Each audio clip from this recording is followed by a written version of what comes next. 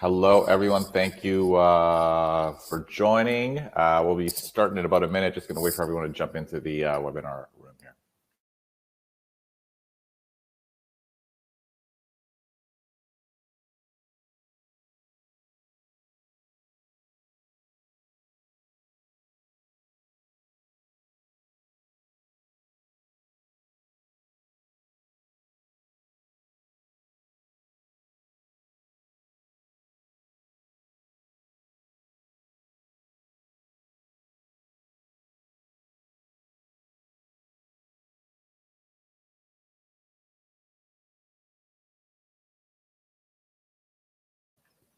Okay, let us get the ball rolling. Thank you, everyone, for joining. My name is John Pasalis, president at Realosophy Realty, and I like hosting these webinars once a month just to unpack some of the trends that I'm seeing on the ground, some of the things I think people need to think about, especially if they're buying or selling in today's market.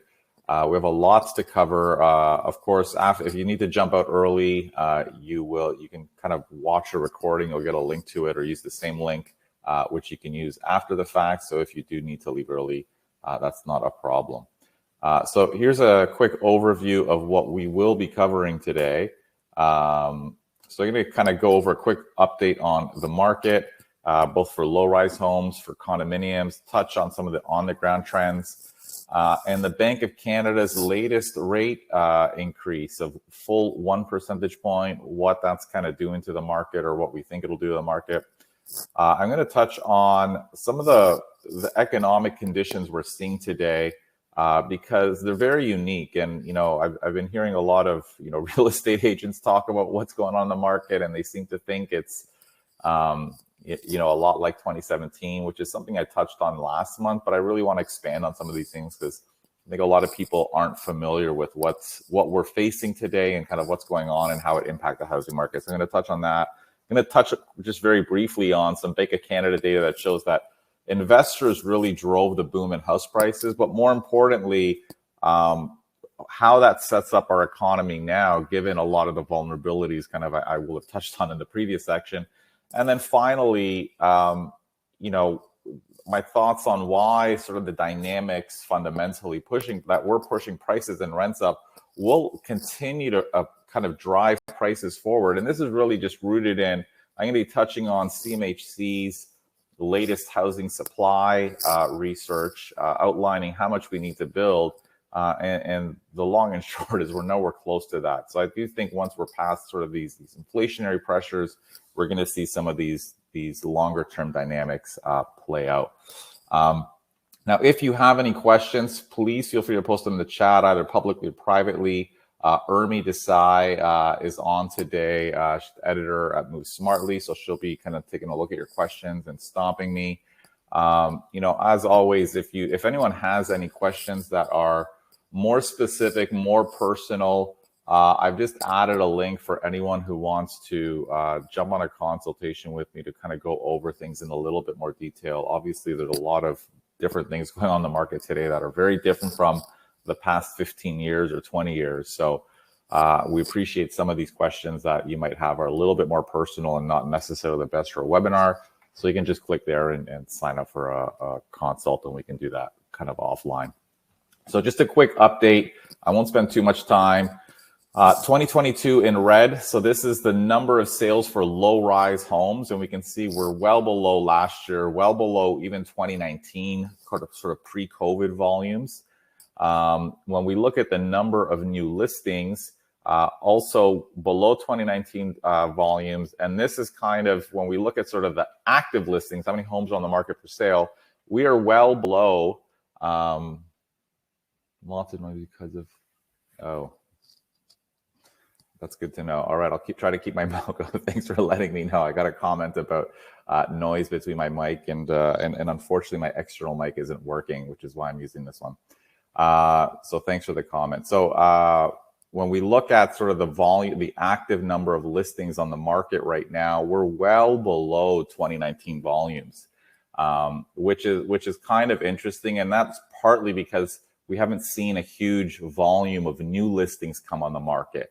So when we look at the months of inventory, which is just the number of homes available for sale divided by the number of homes that have sold, we're just over 2 months in the GTA. And if we compare sort of how rapidly this increases compared to 2017, just for the left, that was a far more sharp increase.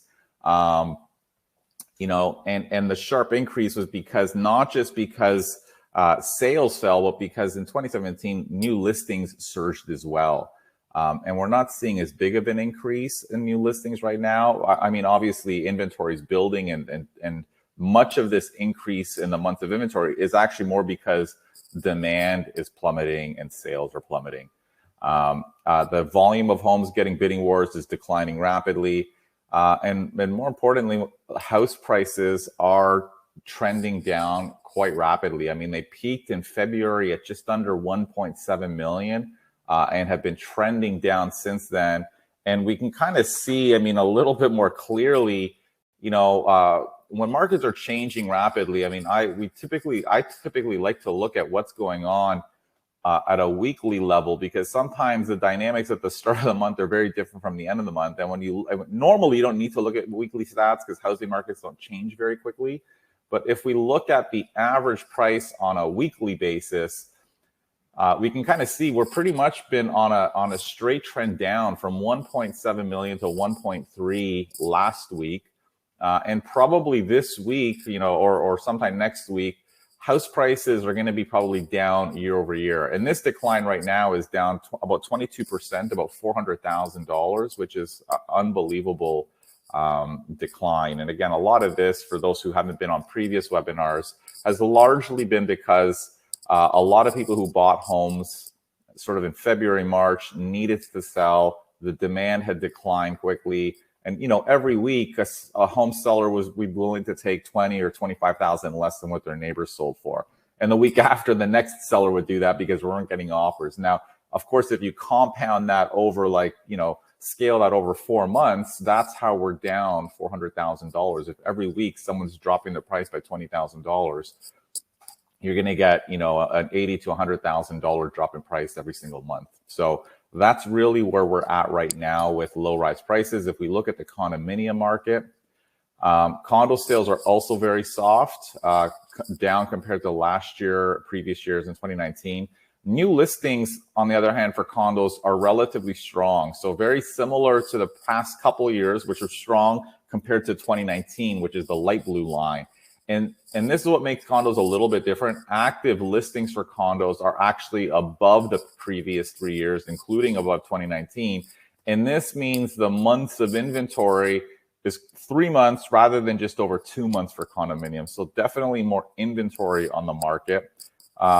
Percentage of homes selling for over asking is decline. Now, the decline in condo prices, interestingly enough, is not as significant as for houses. I mean, if we look at sort of, again, the weekly trends, it's down, but definitely not as significant. I think part of this is because if we look at condo sellers, many of them are investors, or if they're upsizing, sometimes people who own condos and move to homes don't need to sell them. So there's a lot less distress in the condo market. The investor who has it can just be patient and wait.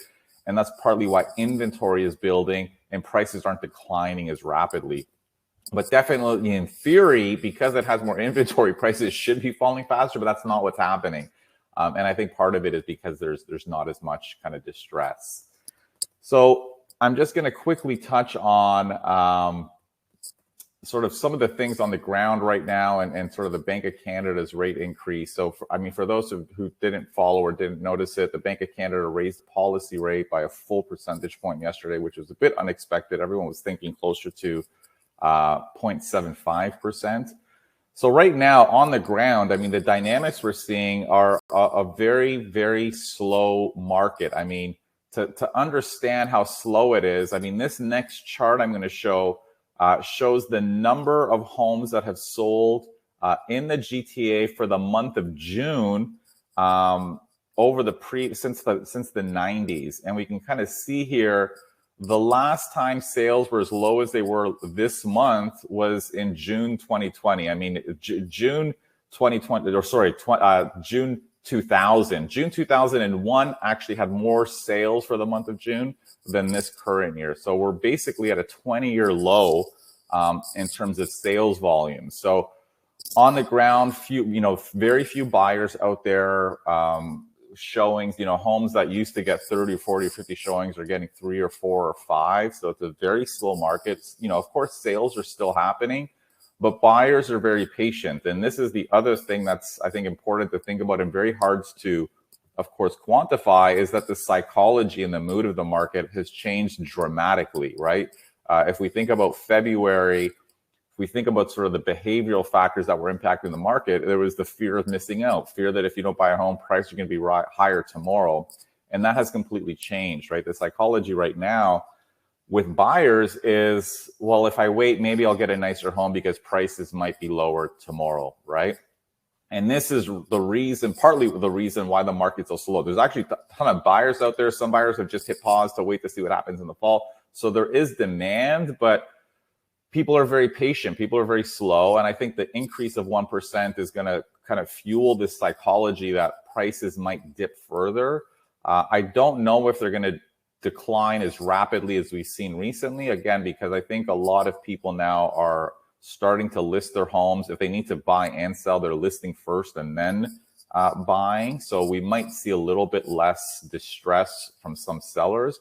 But the reality is, the one big thing that the Bank of Canada's rate hike has done is that has increased variable rate mortgages closer to 4%. And when variable rate mortgages are closer to 4%, the stress test now goes from 5.25% to 6%, because it is the greater of the Bank of Canada stress test rate, which is 5.25%, or 2% above what you're borrowing at. So if your variable rate you're getting is 4%, 2% above that 6%. So the stress test rate has effectively gone up. And that's, again, going to take some demand out of the market, because fewer buyers are going to be able to qualify for a mortgage and borrow as much. So these are some of the dynamics that we're seeing on the ground right now. It's very slow. And I actually don't know what's going to happen in September. I mean, in theory, it should be slow as well. It's possible it might pick up a little bit again.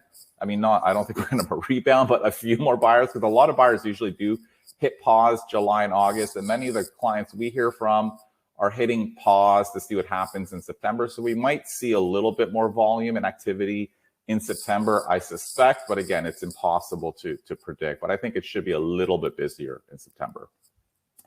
I don't know if you have any questions on that, Ermi. Otherwise, I'm just going to keep kind of... Yes, we do have several questions on Sure. the stats you just shared. So the first question is about the months of inventory that you mentioned are increasing for houses and condos. However, you noted that this is not because there are a lot of new listings coming onto the market. This is more a result. There's more inventory because demand is very much down. Is that the case? That's the main case, and especially for low rise, right? Because we are at a 20-year low, fewer homes are selling, inventory is gradually building up. But again, months of inventory is just active listings divided by sales. And if your sales are very low, that's going to drive up the months of inventory, right? Whereas with condos, we're definitely seeing stronger volume of new listings. So it's a combination of both. And that's why the months of inventory is a bit higher for condominiums.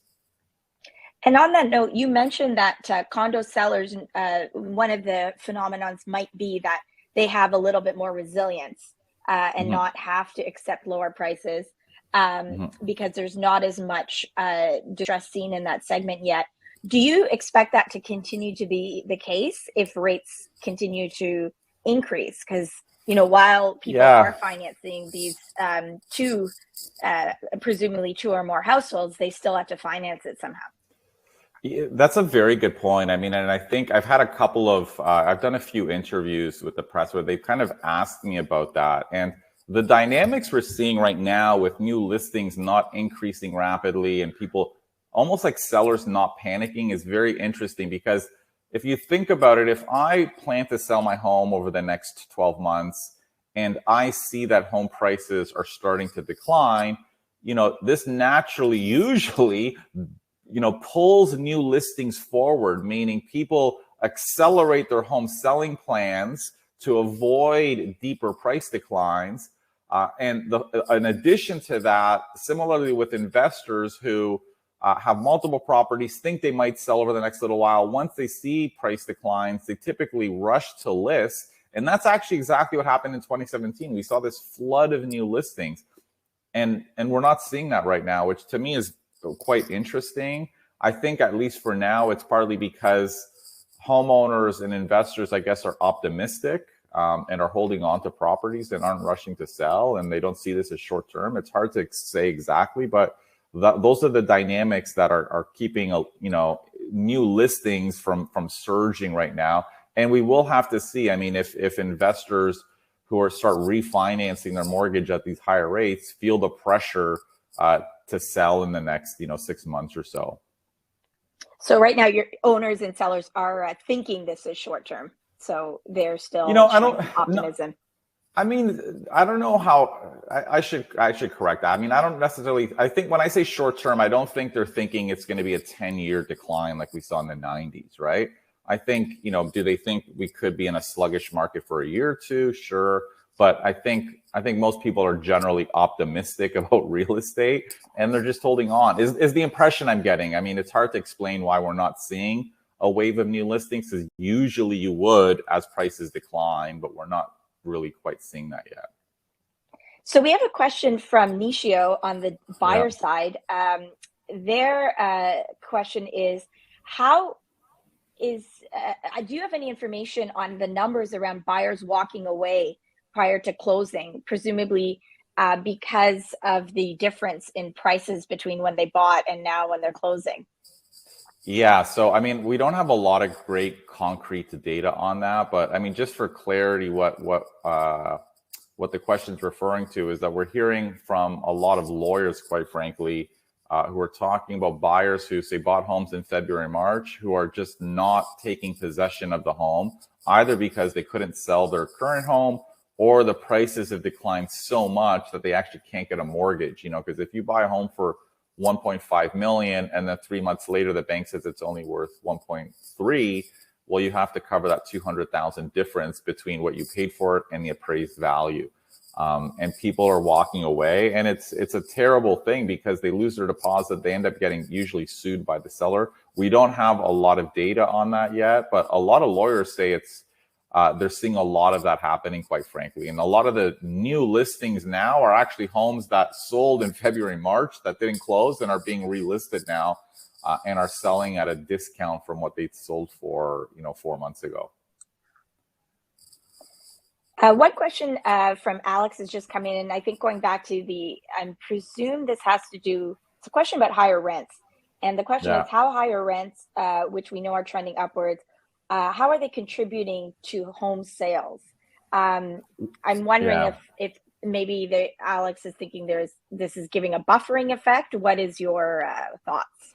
So I don't think it's contributing to sales right now, because what's happening with rents rents are surging for a number of factors, because a lot of buyers who are hitting pause, some of them who need a place to live, are just opting to rent rather than purchase. So, but I think over the medium to long term, it will contribute to demand in housing, because rents are up 18% last month in the GTA, specifically for Toronto Real Estate Board. So that's usually homes and condominiums. And as rents surge and prices fall, at some point, certainly people are going to start thinking, well, maybe I should just buy a home now. But we're not there yet. Rents are surging, prices are falling, but we haven't hit this equilibrium where rents are so high that people start buying again. We're not quite there yet. And one last question that was emailed in by a webinar attendee prior is around the stats that you're sharing. You shared them for the GTA for houses and condos. What are you seeing in terms of location-specific trends? So the question is, what are the areas that are holding? I presume they mean their value, like in Plater Estates, the Beaches, East York. Those are some neighborhoods in the central Toronto area on the East End. And where are you seeing weaknesses in Toronto? So without getting into specifics, because it's very difficult looking at neighborhood trends on a monthly basis, but at a broader level, condominiums right now are holding up better than low rise. So, condominium prices might be down, I don't know, 12, 13%, whereas low rise are down 20, 23%. And then geographically, the suburbs are doing worse than Toronto, both for low rise and condos. So condos are declining far more rapidly in the suburbs than they are downtown. And similarly for houses, prices are declining far more rapidly in the suburbs than they are downtown. Part of that is because they saw much more rapid appreciation. So in downtown urban neighborhoods, prices were actually holding up quite well up until maybe April or so. But we're seeing even downward pressure in those markets right now. Again, for the same dynamics, there's just not a lot of buyers. Buyers are very patient. Buyers are waiting to see if they can get something better next month. And when you have that mindset, it's a very difficult market. So we are seeing some downward pressure even in downtown urban neighborhoods, just not as big as the suburbs yet. Great. And just to clarify, John, it's harder to track by neighborhoods on a monthly basis. Is that because of the lower number of sales that you've been looking at? So statistically, yeah, exactly. it becomes noisier? Yeah, exactly. So when we look at neighborhood level statistics, even our website, we don't show average prices of the neighborhood for the single month. We show it for the previous 12 months because there'd be a lot of volatility. There's very few transactions. And then sometimes, certain neighborhoods that have both really, really high-end homes and very affordable homes, if you have a weird distribution of sales, meaning a lot of high-end homes one month and a lot of more affordable homes the next, you get these wild price swings that are just a function of the fact that different types of homes are selling. So it starts becoming very noisy. Great. And one more question. Right. There's a lot of questions, obviously, because of the interesting times we're in. From webinar attendee Riaz. Hi, John. Do you think the present market conditions of price declines will be favorable for investors as rents are high and are covering for the extra interest costs, as most investors get to, I think this means write off interest expenses? Well, yeah, I mean, I don't know if it's favorable for investors because values might be dipping, but but it is favorable in the sense that yes, even though their mortgage payments are going to be increasing, their rent is technically increasing. But the thing with rents is your rent's only going to go up as an investor if you have turnover. If you have the same tenant there, the rent's not going up 18%. It's only going up 2.5% next year. So, I think there are some challenges for sure for investors in this market as well. All right. Okay, so great. We'll jump on. Continue. Yes. Keep going. Okay, so we're going to jump in and chat a little bit about, so last month I talked about why, today's market is not like the decline we saw in 2017. And for those who aren't familiar, 2017, we saw a very similar pattern where the market peaked in February, prices started declining till the summer, they fell like 20%, and then they plateaued. And I see a lot of agents and some consumers thinking that, well, that's what's going to happen now. These slowdowns only last 4 or 6 months. Everything's going to be great next month. And I think it's important to unpack some of the things that are fundamentally different in a little bit more detail, because understanding sort of these factors that drive home prices are going to kind of help us think about where things are going tomorrow and inform some of our real estate decision making, and hopefully maybe give us some insight into where things might be going in the future. Okay, so I'm going to kind of unpack this. Is like a crash course on macroeconomics. Hopefully I'm not going to put everyone to sleep. It's going to be very short, but I think it's important because we haven't seen these conditions in a long time, literally since the 90s. So there are 3 big things that make this market very different from 2017. And that is, we have a very high inflation rate, we have rapidly rising interest rates, and we have much higher household debt than we did back in 2017. So let's kind of start off first with, what is, inflation? And we're going to kind of look to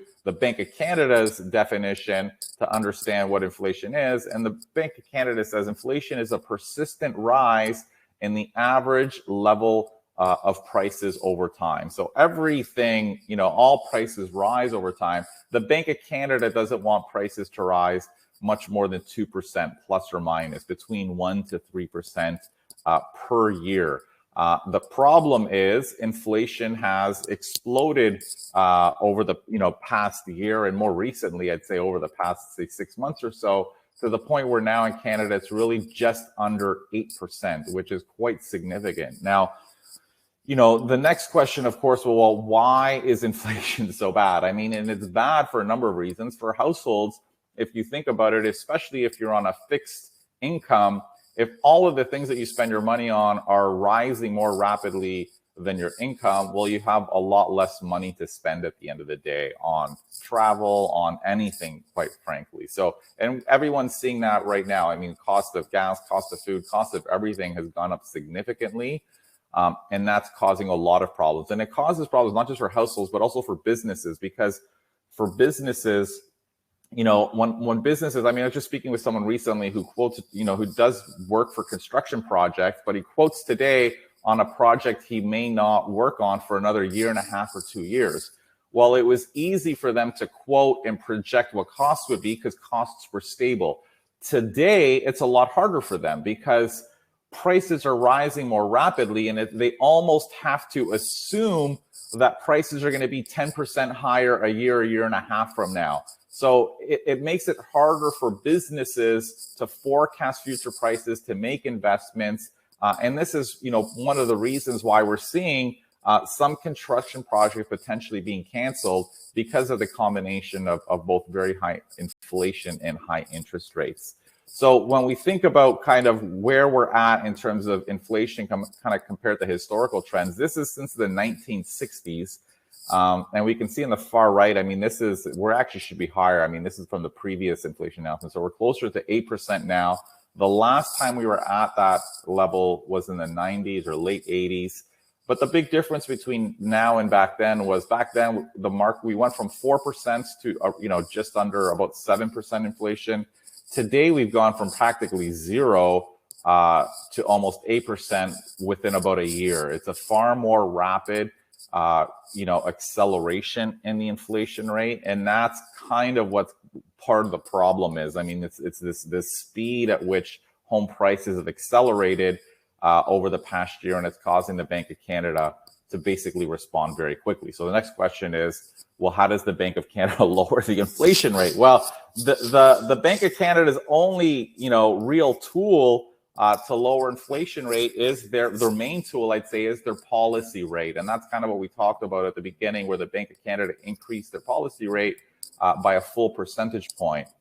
So, well, what does that do to cool inflation? Well, if we think about what inflation is at the end of the day, I mean, it's just really an imbalance between supply and demand, right? There's too many people and too much money chasing too few goods. So the Bank of Canada cannot do anything about the rising cost of gasoline. It cannot do anything, or the rising cost of oil. It cannot do anything but the rising cost of food, or some of these more global factors that are impacting prices, including the war in Ukraine. They can't do anything about that, but they can lower demand. And when they raise interest rates, well, people spend less. The renovation that they were planning to do on their home by borrowing $100,000 from their home equity line of credit, it might be put on hold when their HELOC more interest rate is 5 or 5.5% versus 2.5%, right? So higher interest rates basically cut spending, and this decline in demand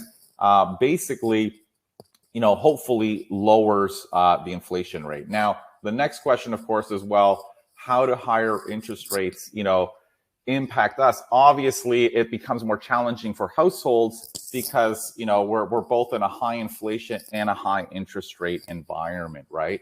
And it's the high interest rates that, as they surge, it of course is going to impact not just our household spending, but also, what we spend on real estate, because it's a very big difference when you're spending 5% on your mortgage versus 1.5 or 1.75%, which is where rates were only a year ago. You get a 5-year mortgage for under 2%, right?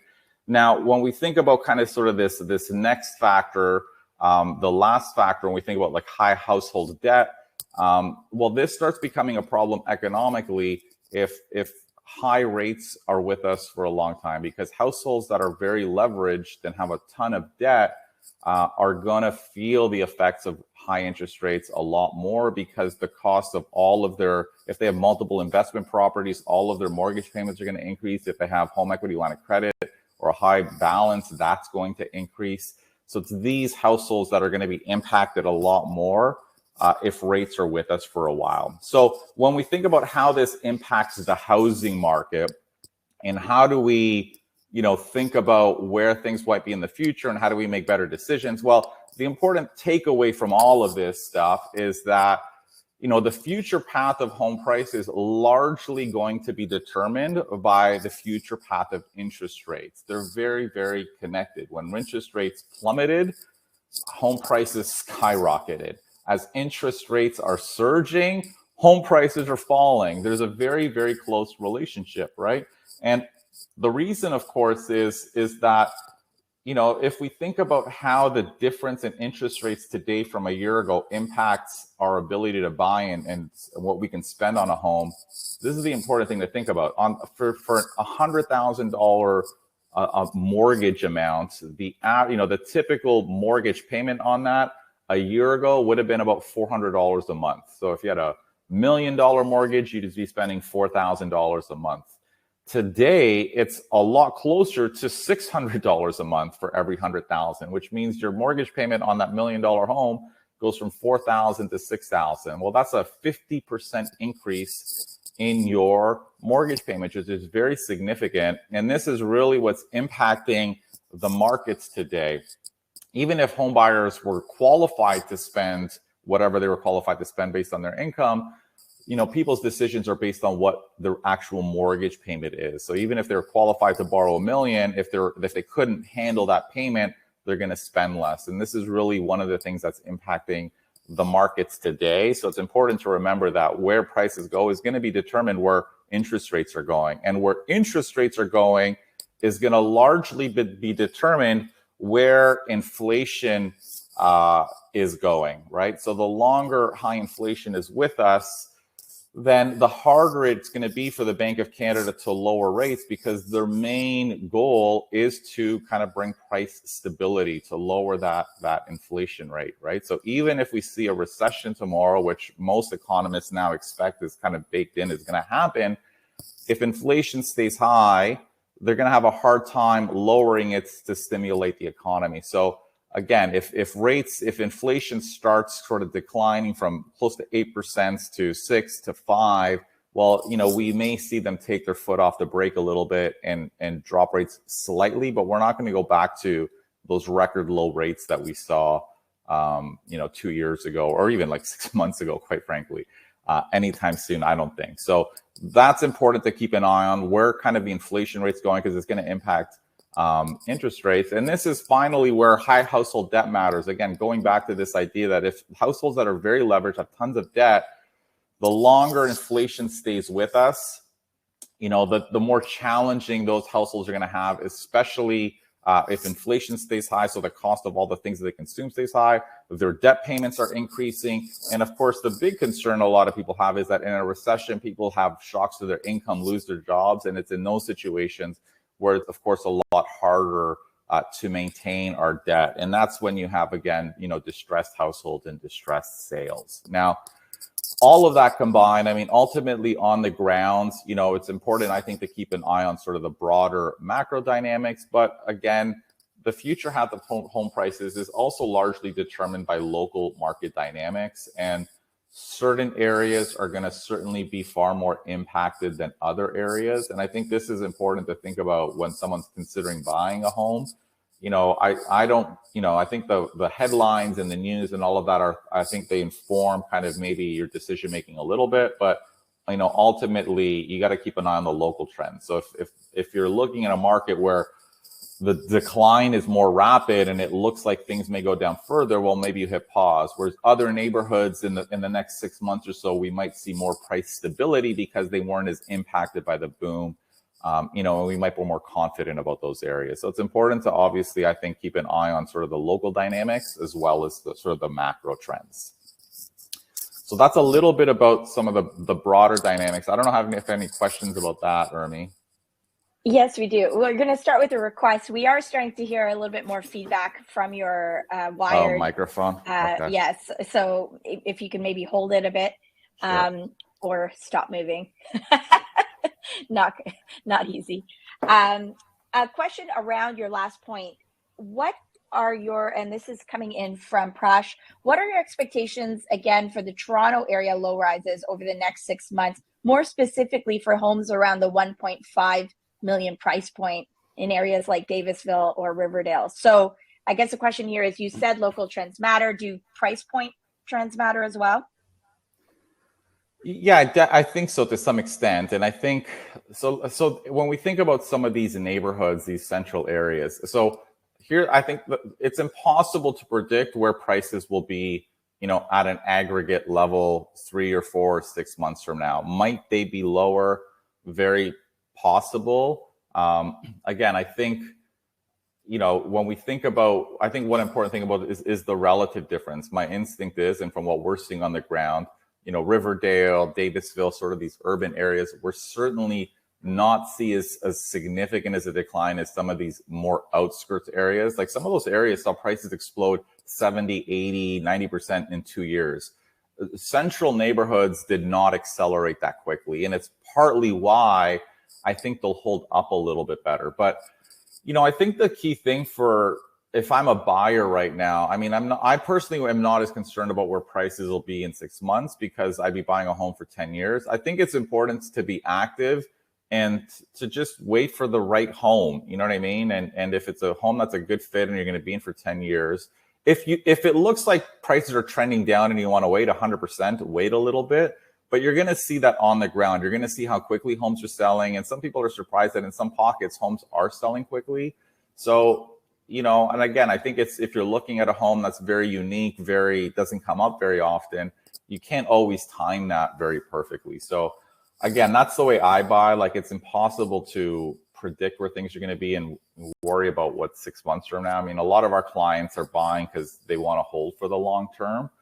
And I think that's the best way to buy, because we can't beat ourselves up if prices dip a little bit 2 to 3 months from now. But again, the flip side is if a buyer is very cautious and they want to wait, they can wait. But my advice is I would not wait on the sidelines. You need to be very active because, to get value, you have to be in the market and ready to jump when things are still sluggish, right? And we'll see sort of the first signs of recovery usually on the ground before all of the headlines are positive. If you're waiting for all of the headlines to turn positive, it's likely too late. The market probably has accelerated since then. So I think it's important to stay active to see what's going on. And if you see some stability in prices and are ready to jump in, then go for it. One question from Nishu, a follow-up. I suspect you're going to say this is a bit maybe beyond the data you're looking at. Any idea where you expect Canada's CPI to be for July? The US was at 9.1%. I think that's a bit tricky for you.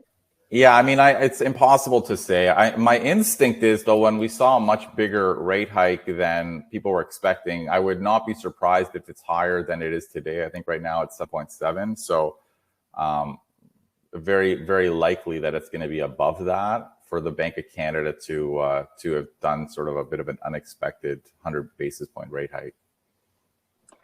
Before we move off this, one curious thing is, how is housing calculated in consumer price indexes? Oh, that's a very tricky question. So there are a couple of different metrics. I'll go into it maybe in another one, because they measure rent differently from how they measure owner-occupied housing. So yeah, it's a little bit, and then of course the replacement value of homes as well. So the replacement value is going down, rents are going up. Technically, our housing costs as a homeowner are going up because interest rates are increasing. So there's different ways that it's measured. So it's very possible that the high inflation rate may actually push sort of the CPI for housing costs, and it's certainly doing that for rents. Okay, we have several questions coming in over the connection between inflation and the interest rates. If inflation does come down, What do you expect around mortgage interest rates and what those trends might look like? Well, I mean, as inflation starts to trend down, I mean, I think the Bank of Canada starts feeling more confident to potentially ease interest rates, but we're not talking like they're going to slash rates 100 basis points, maybe they drop 0.25%.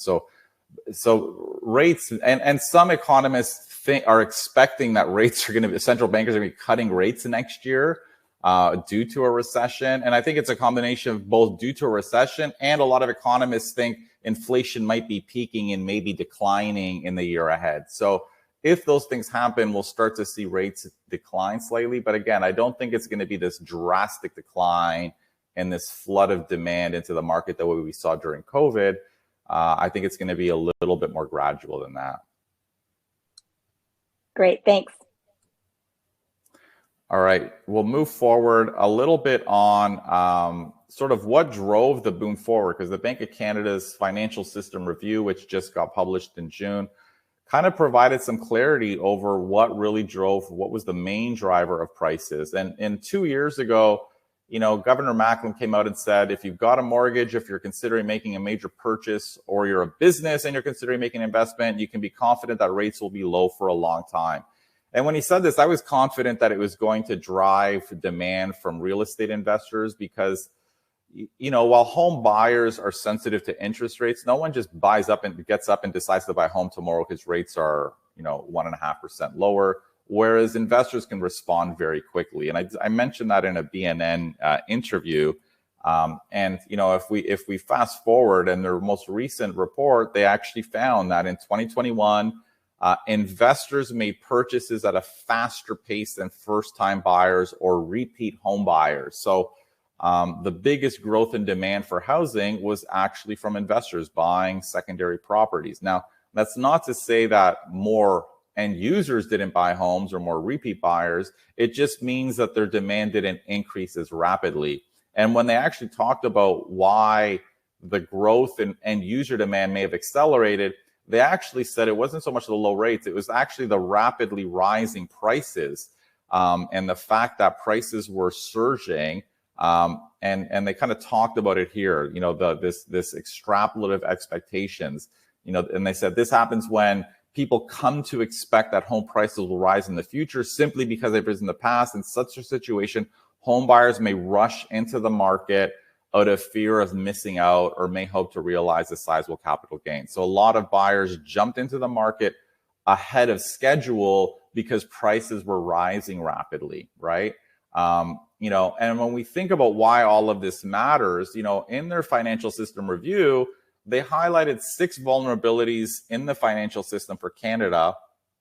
And the top 2 were actually household indebtedness and high home prices, which they largely played a big role in. I mean, and even in 2021, when a lot of economists and even I was, cautioning that we have signs of a bubble, the Bank of Canada wasn't concerned. They actually said we need all the growth we can get. So they kind of were very bullish housing and kind of fueled the fire. So a lot of the vulnerabilities we have right now were really a product of not so much the policy rate, because they needed to lower rates, but a lot of the language they used to stimulate higher debt and higher home prices. And that's kind of really what puts us in this position we are now, where we have high prices, high household debt, and it's made our entire economy significantly more vulnerable. So lastly, I'm just going to chat a little bit about why this trend of rising prices and rents is likely to continue in the years ahead. I mean, obviously, once we're past this inflationary period, but when we look at the Canada's housing supply shortage, this is a report published by the CMHC in June that looked at how many homes Canada needs to build to keep up with both population growth and the demand for housing. And when we sort of zero in on Ontario, I mean, this is a bit blurry, unfortunately. It's a screenshot from economist Mike Moffat, who basically said that from the CMHC's figures, Ontario needs to build 2.6 million homes in 9 years. In the past 10 years, we only built 680. So if we looked at in blue, this is how many homes Ontario has been completing since 1990 per year. And in red is how many homes we would actually need to build to achieve CMHC's growth targets in terms of our completions. Now, there are, I think, a number of things that are problematic about this. I mean, the first is that, it's obviously not an achievable goal. I mean, a housing market cannot scale housing completions by 4 times literally overnight. But more importantly, it sounds like CMHC is kind of arguing that this might be possible. They're basically saying, the size of the number should make all of us, who form part of the housing system, realize that we have a large task in front of us. We need to work together and change practices to meet this challenge. So they seem like they think it's possible when it's really not. And I think when we think about why prices are rising so rapidly, I think in their report they kind of make it clear one of the big factors that is contributing to this. And they basically said that, when we think about the demand from immigration and non-permanent residents and our population growth, they said that increase in number of permanent immigrants beyond expected trends means that more housing will needs to be built to accommodate them. This also presents challenges for the timing of bringing those dwellings, whether to own or to rent, onto market. Increasing immigrant numbers can be done quickly, whether it's the time it takes to approve and build new housing takes years. So basically, our provincial and federal governments have kind of gone about things a little bit backwards. Like, they really should have tackled housing supply, which is the hard part, first before driving up, immigration and non-permanent resident numbers. Because when you drive up numbers first, it just inflates house prices, because as CMHC notes, it takes years for prices or for homes to get built. So this is a quick look at number of immigrants in Canada, 4 quarters rolling. So we were historically around 250 to 275. Things really accelerated since Trudeau took office, and now their targets are 400,000 over the next few years, which is obviously a high number, especially when we think about housing completions. The next chart here is actually non-permanent residents, which is also surged. They've dipped during COVID, but they're rebounding. But the big issue is that we're really not building many more houses than we have in the past, and certainly not enough to accommodate immigration numbers in the 400,000 over the next few years, and that's their target. So the side effect of this, quite frankly, even though prices are falling now, they're falling because of these macro factors, but we're seeing the side effect of underbuilding in rents. Average rents, I said earlier, in the GTA are up $400 per month over the last year. That's 18% increase in 1 year. And this is really kind of where you start to see this underbuilding. Home prices could be exploding because of speculation and all these other factors, but rents, are surging for only one reason, because there's just not enough housing for people. And that's why I said once inflation is past this, and I think this is why a lot of, going back to the beginning of the webinar where I talked about how a lot of people are optimistic and maybe just aren't selling. I think a lot of people just expect, real estate to be a good investment eventually, once we kind of cut off a lot of this rapid growth that probably shouldn't have been there due to COVID. Again, rents are to someone's earlier question, are supportive of investors, and again, we'll probably eventually see this price pressure continue, but it's difficult to say when. It could be 12 months from now, it could be 3 years from now. It depends on again, the future path of some of these bigger economic factors that are impacting the housing market right now. So that's it for today. I don't know if we have any other additional questions, Remy. Sure, we do. So we have a question here from Bree. Yep. Now that it's been a few months of price decline, are there still sellers that need to sell because they bought at a higher price and so they need to sell? Or are people now selling first and so aren't as desperate? So it's a combination of both. I'd say we're definitely seeing more people sell first, or at least list their home first. But there are definitely still buyers who are buying first who technically needs to sell, right? And in some cases, that's working out okay from them. Some cases it's not. It's a lot slower than they thought. So there are definitely still some sellers out there. And they're the ones that are slashing their prices because they kind of have no option. They need to sell one way or another to afford their next home. So there are definitely, and I think sometimes that's the challenging thing, even when we have buyers who are considering different homes. You know, some homes that they like will sell for a good price or kind of a relatively high price because, you know, it's really nice, it's unique, has a lot of demand, and the seller's not stubborn. Whereas other homes will sell for a big discount because it's been on the market for a while and the seller needs to sell. And it's really hard to know who's who, because sometimes, I mean, sometimes listing agents will tell us if we're representing the buyer. Sometimes they'll obviously keep the cards to themselves and not disclose how desperate their client is. And a question coming in from Fidel. Lately, have you been seeing more foreclosures than usual? So that's the step beyond distress. Maybe you could talk a little bit about that and whether you're seeing that right now. Yeah, so I mean, I haven't seen any great data on that, but I think it's still early. I mean, when we think about people defaulting on their mortgage, like people will default on credit cards, on their line of credits, on everything before, you know, giving up on their mortgage. So usually the mortgage is the last thing that people walk away from. So I wouldn't be, and when we're thinking about distress among households, we wouldn't look at it in terms of foreclosure data. Like you want to see that more in terms of like, you know, credit card arrears or those types of things, because those are the first things to typically uptick rather than mortgage foreclosures.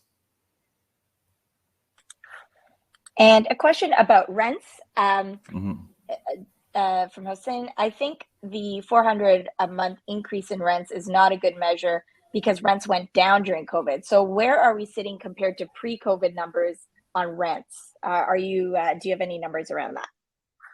Good question. So we're definitely above pre-COVID numbers. So I'm just pulling it up right here. So pre-COVID average rents were well above. So average rents, say in January 2020, were about $2,500 a month. Right now, we're about $2,843. So we're still above that, you know. So we're still a few $100s above. Again, last year, when we compare so if we compare June 2020, so by June last year, June 2021, rents have started to recover. So we're not comparing against the bottom. The bottom was, you know, kind of around January, December of 2020. So rents are still up from pre-COVID, a few $100s a month, $350, I think, or something like that. Great. And a question here from Dorothy around development costs that are now increasing. So these are charged to developers. Costs are increasing up to 45,000. Mm-hmm. 45,000. How will this affect supply? Will this affect projects being canceled? And obviously profitability becomes an issue.